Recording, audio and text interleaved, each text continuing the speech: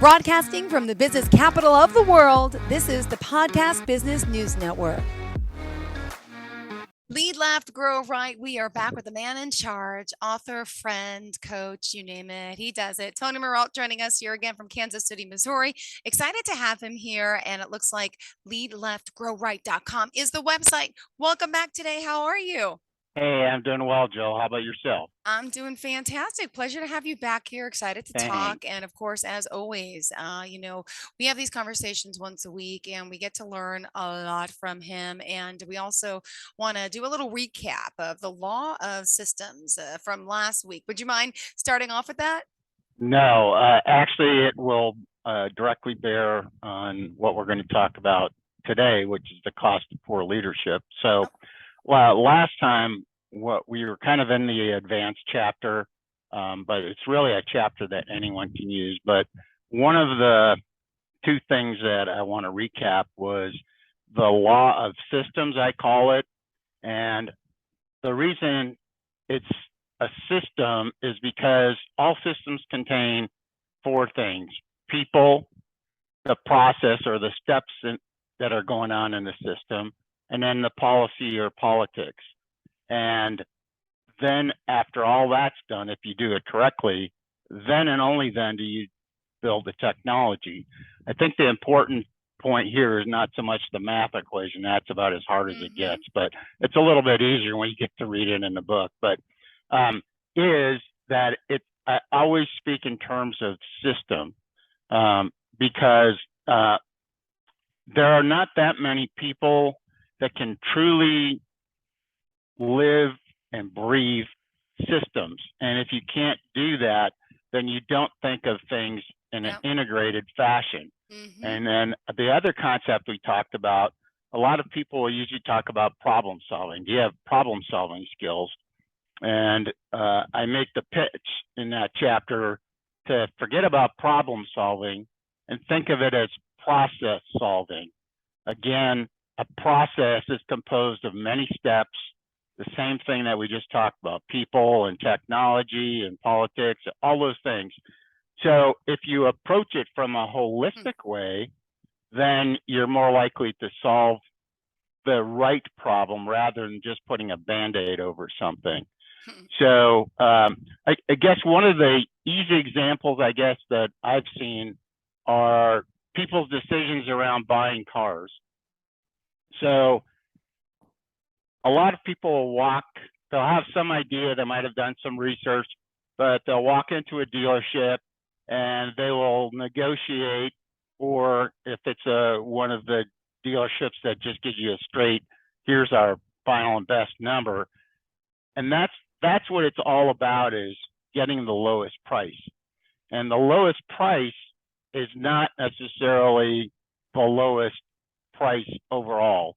So your total cost of ownership, for instance, right now there's the debate about how quickly are we going to move to electric vehicles from gas-powered vehicles.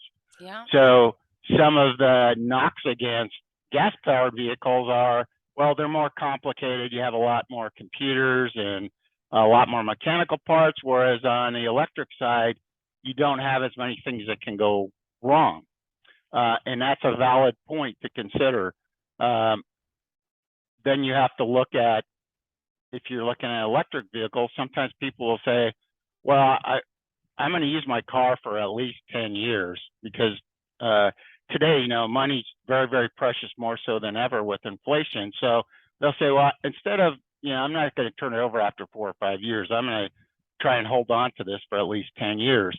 Well, if that vehicle, for instance, has to have a new battery within 10 years, those batteries can cost thousands and thousands of dollars.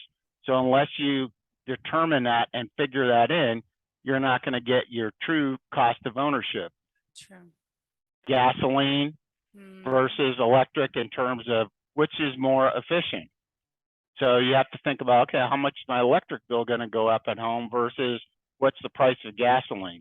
So you have to look at multiple factors. You may find that that $30,000 car might actually, over 10 years, it might run you $100,000 if it's a really It's a car that traditionally has a lot of breakdowns and mechanical malfunctions, et cetera, et cetera. Or you may say, well, I'm going to choose this brand because it's highly reputable. And that model, let's say for years and years, the Toyota Camry was one of those kinds of specific vehicles from a brand. And it wasn't uncommon for people to say, yeah, I've got 150, 200,000 miles on this. Yeah. Well, the total cost of that is going to be much less. So it's not just the price that you pay. So think of everything as a system is what I try to encourage people. And then when you take that into actual solving of issues in an organization or even in your personal life, think about the process that is and think about it in an integrated fashion, whether it's healthcare, okay, which doctors am I going to see? How much do they charge? Is it covered by my plan network, et cetera, et cetera. So, so with that as a backdrop from last time, first of all, I guess I'd check for understanding. Do those concepts make sense with you? Yep, absolutely. And let me just also point out here for Tony Marolt, guys, if you're listening, lead left, grow right, for today's chapter. By the way, is it chapter 8 that we're focusing on? Yes, The today was cost of, okay, perfect. It is the cost of poor leadership. And we're going to get to that and talk a little bit more in regards to, boy, oh boy, a lot of things out there that are affecting us and our businesses and our clients. And leadership, of course, all revolves around it. Right, exactly. So the cost, so what I described when we're talking about those two previous things was total cost of ownership, it's called.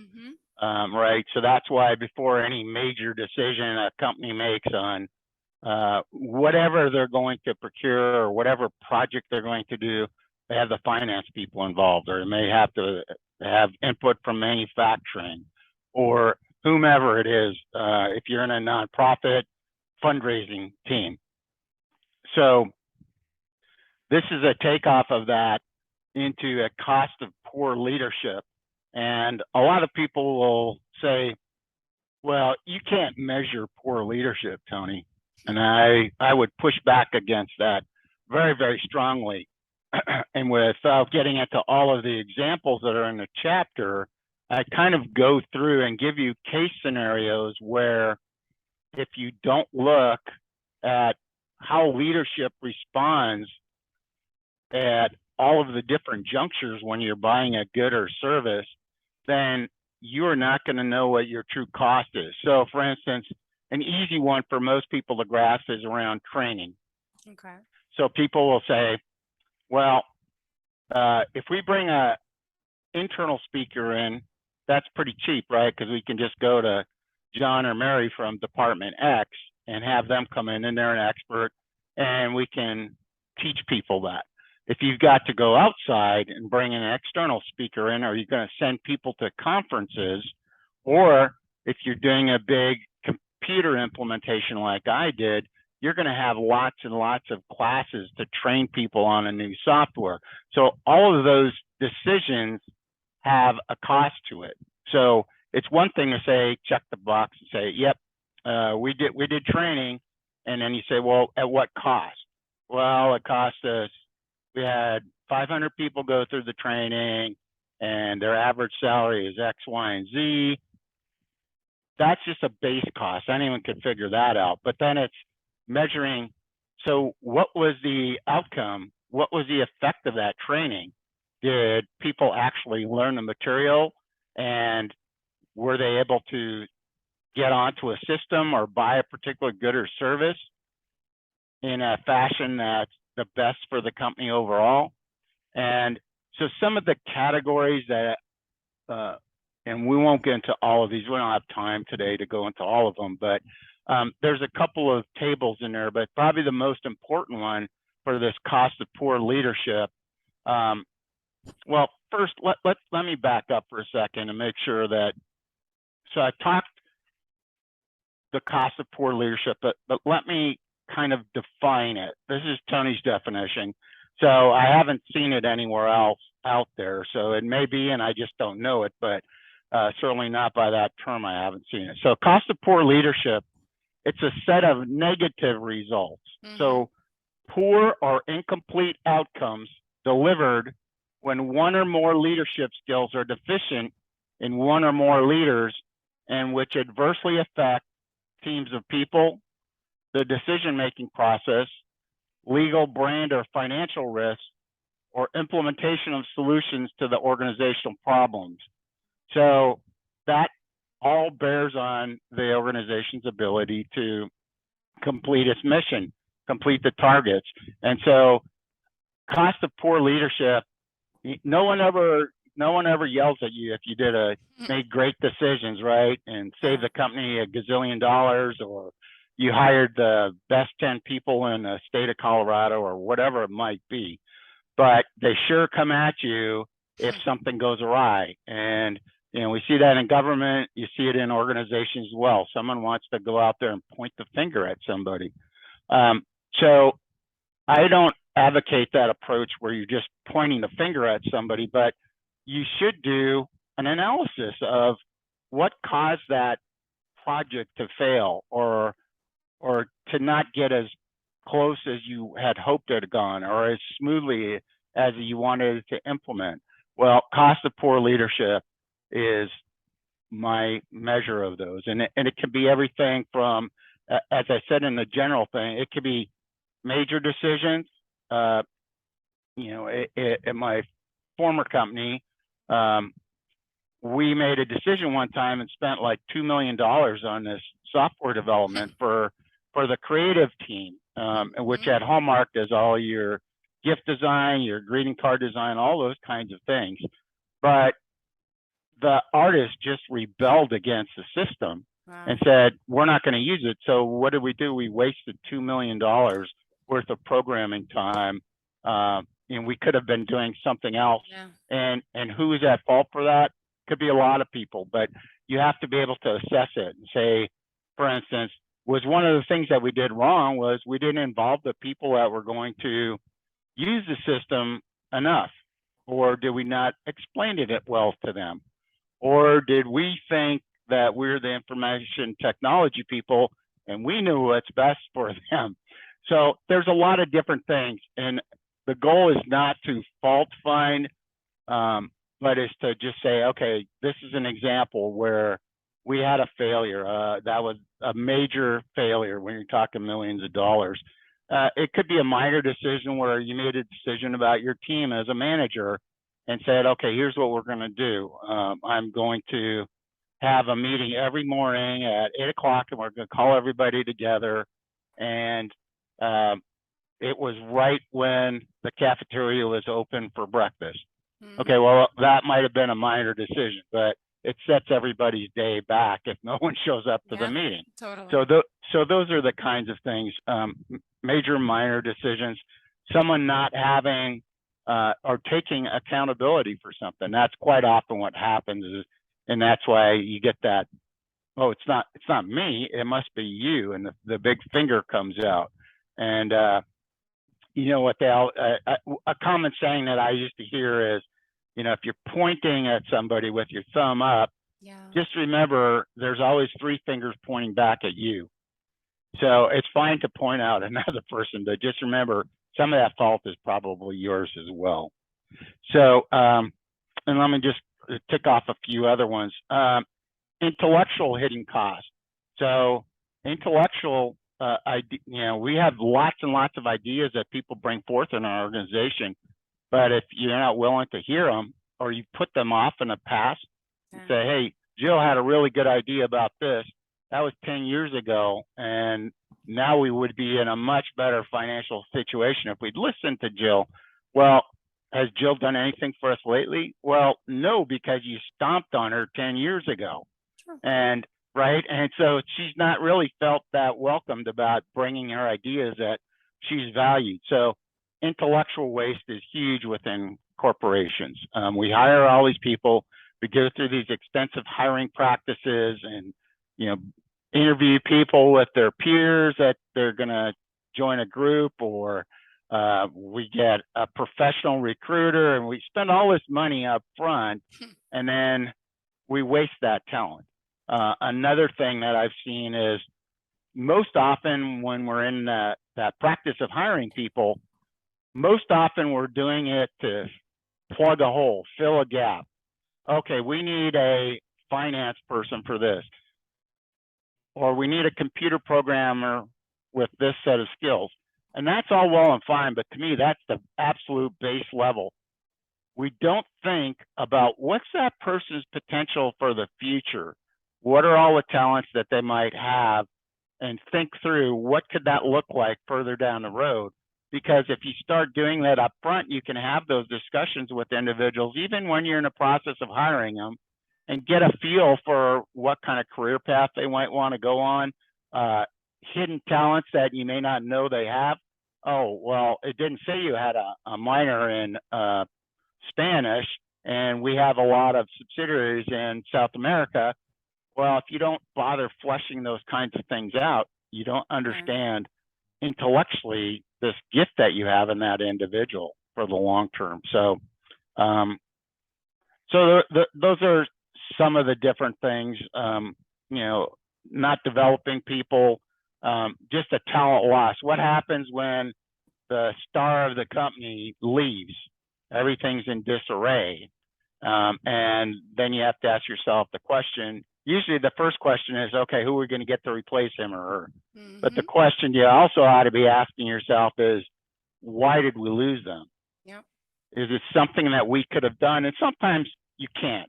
If someone said, well, we lost a star and we were paying them $150,000 and we just can't offer $300,000, which is what they wanted. Okay, that's fine. That's fair. But if it's something around, well, they just wanted a little more flexibility. We didn't understand that she has 2 young kids and she needs some flexibility in her schedule. And we said we couldn't make that because she had to be here at 8 o'clock every Tuesday morning, even though our kids go off to school then, for a particular meeting. Really, we couldn't have shifted the meeting out an hour to accommodate her. So you can start to look at those kinds of things. And again, those are losses from a leadership standpoint. Somebody could have affected in a positive way those conditions that I've talked about, and somebody didn't, either through ignorance or rushing because everyone's busy, so they just rush through time. But if you step back and take a breather, a lot of times it allows you to think about these more longer term situations, about the more inclusiveness of that individual and what they can bring to the team, et cetera, et cetera. So you got to think of folks as it's a resource, but it's not just the resource that you have now. It's a resource for the future. It's a resource for, are they potentially someone who could lead a team in the future officially, on and on and on. So there are a number of other categories, but you kind of get the gist. And there's a table in the chapter and stuff with, there's about 10 different things. Remind us how we can reach out to you, Tony. Tony.marolt@gmail.com is my direct email. leadleftgrowright.com. And if you go there, that's the leadleftgrowright.com. And if you go there, there's a contact form and you can submit your questions or interest or whatever is floating your boat that day, and you want to get in contact with me, it'll zip right to me. And you always feel free to call me, 816-694-4656. When I was working in the corporate world, I always had an open door policy. I guess it would be an open cube policy. So cube, exactly. And yeah, the cubicle farm. Yep. Used to have a cube myself. They're fun. Great. And again, if you're just tuning in, Tony Marolt here joining us, and we're talking today in regards to his chapter 8. The book, by the way, is available. Well, we can get on your website, Amazon as well. You can't get it directly through the website, but Amazon, Barnes and Noble, yes, absolutely. Google his name; it's there. You'll find it. That's what I say. Right? I think that's a good recommendation. So. All right. So again, the cost of poor leadership, and I'm looking at your notes here, and it's like, wow, you got the charts up there, the time wasted waiting for minor decisions, the downtime, the accountability. I like your charts. Thanks. Well, and that wasting time is a huge one. Decision making in a company. People always will tell you that, wow, we got to move faster and quicker than the competition, and things are more hectic today than they ever were, et cetera, et cetera. Yeah. Well, that's true, but if you don't give people any means to execute things faster, whether it's a faster decision or to buy something without having to get 25 approvals through the company. For example, we used to have a policy where the manufacturing people wanted to know if a $10 hammer was expended. Well, that's kind of ridiculous, but people wanted that micromanagement, super control of their budget. And for bigger ticket items, that totally makes sense to me. But for a $10 hammer, I don't think you need to do that. Or a box of pens. No, I mean, sometimes we put people in charge of, like, okay, you're going to buy all the pens and pencils for this department. And it's like, really, they can't buy their own pencils? Is that a really significant cost to your company? Maybe if it's a 4-person shop, Yeah.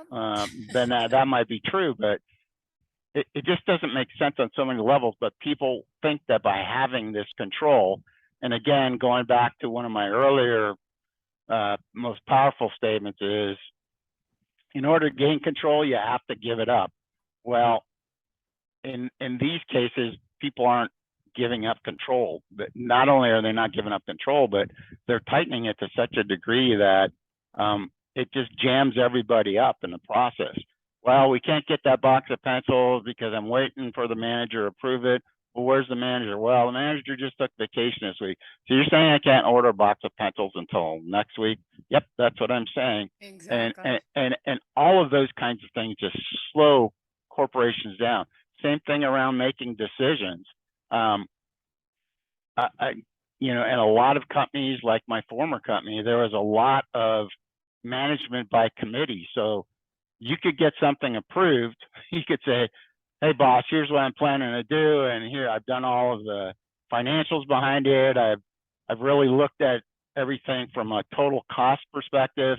And they say, yeah, I like it, but I've got to take it to the rest of the managers in the group. Well, when's that going to happen? Well, they don't meet till the end of the month. Well, it's September 5th today, right? Yeah. And so all of the, and then after that, it could be, well, they came back and they want to do a little more research on it, or have you do some more research. And all of those things just slow companies down. And so if you're expecting the professional worker today to work faster and smarter, it's kind of hard for them to work faster and smarter if you as an organization or you as an individual manager are slowing everything down because of your need for control. True. So if that makes sense. I guess, with this cost of poor leadership, leadership always drives at whatever level. And you and I have talked before about leadership really, it's really from the middle out. The top execs can set direction and stuff, but it's the folks in the middle that make things happen, and folks on the front line that make things happen. So, but leaders drive those policies. Leaders are the ones that can change those policies. Processes can be good, or they can not be good at all, and they don't work for the organization. Well, who's in charge of changing the processes? Leaders do. So you can scrutinize all of those different kinds of things, and you can, even these intangible costs, like what does it cost me if I bring in an outside trainer and it costs me $2,000 to bring him in, but I train 1,000 people, but we test them about 6 months later and they haven't really learned anything. Okay, you can categorize those kinds of things. Even a poor leadership decision, if you look at it objectively and honestly, you can say, yeah, what did we do wrong here? And you can do a cost, right? So 3 minutes left. Just letting you know. Tony Marolt, what else do you have for us? So we are into the summary area. Yep. So in summary, then I would say a couple of things to note with respect to cost of poor leadership. For those of you that are acquainted with lean, it really started in manufacturing. There's a whole section and chapter on how this cost of poor leadership can be driven out in terms of lean as well. And lean is just really at its core is about driving waste out of the organization. Some of the things we just talked about, slow decision making, that's all about driving waste out. So the biggest thing is these costs and the benefits can both be measured so you can make a relative determination on what the right things are. These costs can be very, very significant, and a lot of people don't want to try and measure them because they'll say something like, well, that's already baked in. Well, no, it's not baked in. So these are real costs to your organization, and you just have to be honest enough with yourself as an organization to say, these are real costs, and attempt to cost that out. And when you have poor leadership, of course, it's like throwing a pebble into a pond, right? Yeah. It ripples throughout the organization. So every bad decision, that could touch the entire company if it's a high enough up person. So those are really the core essentials.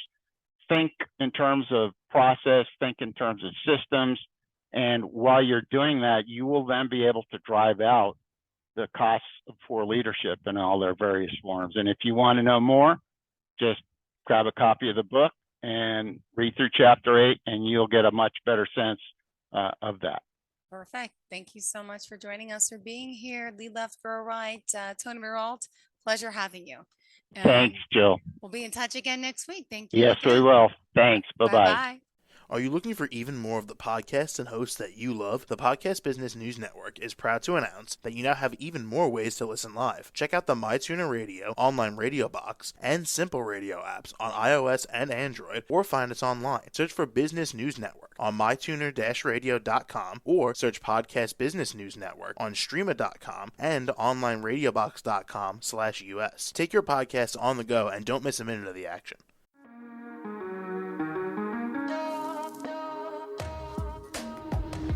Broadcasting from the business capital of the world, this is the Podcast Business News Network.